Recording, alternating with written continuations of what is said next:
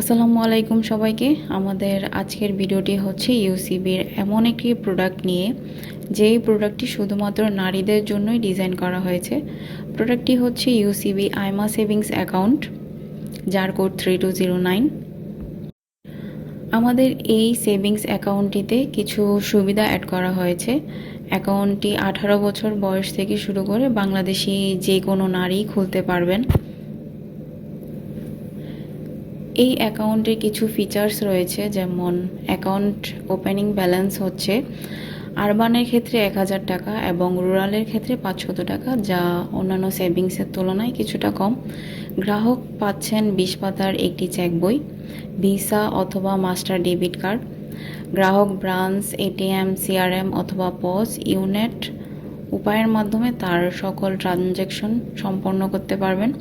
তাছাড়া আমাদের ইউনেটের মাধ্যমে ইন্টারনেট ব্যাংকিং ফ্যাসিলিটিস সম্পূর্ণ ফ্রি এবং গ্রাহকের মান্থলি ব্যালেন্স এবং ট্রানজ্যাকশনের উপর ভিত্তি করে কিছু ইন্টারেস্ট যোগ হয়।